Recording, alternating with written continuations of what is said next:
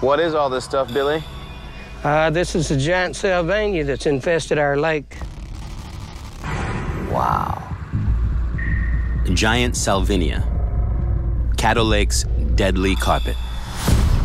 Looks like the Blob. Looks like something you'd see in like a sci-fi movie. Absolutely, looks like something from another planet. It moves into an area and it just takes it over. Giant salvinia isn't native to Texas. It's what's known around the world as an invasive species, a plant or animal that's introduced into an environment where it has no natural predators. This aquatic mat is suffocating everything beneath the surface. Salvinia prevents sunlight from getting into the water, and it depletes the oxygen in the lake.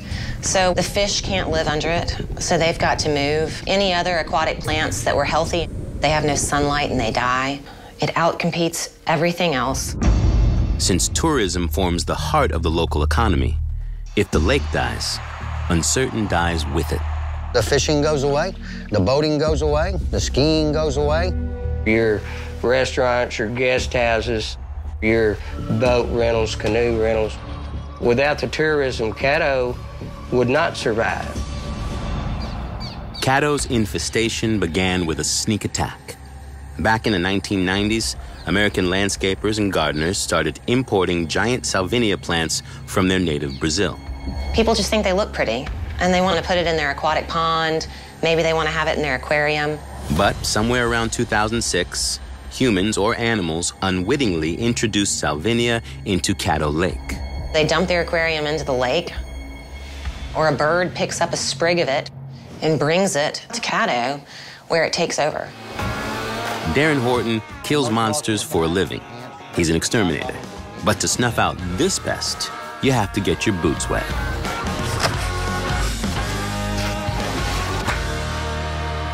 Overboard.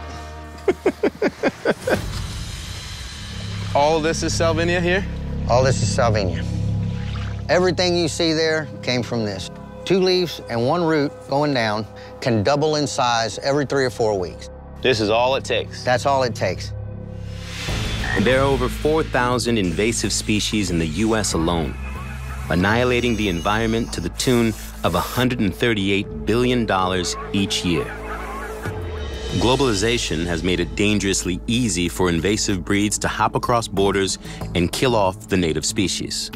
Giant salvinia may be one of the worst yet. It's been called the world's most aggressive aquatic plant. But this weed chose the wrong state to mess with.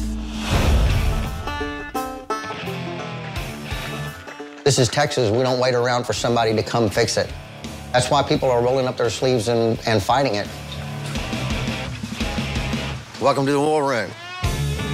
To keep the beast at bay, an army of scientists and volunteers like Darren have launched a slew of counterattacks. But salvinia is a formidable foe. Too heavy to harvest, too hardy for herbicides. Not even flames can kill it off. 3 weeks later, you have shoots of salvinia growing back up. So fire wasn't even enough. Fire is not even effective.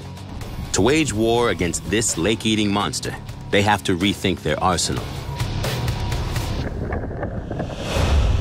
So they turn to salvinia's place of origin, South America.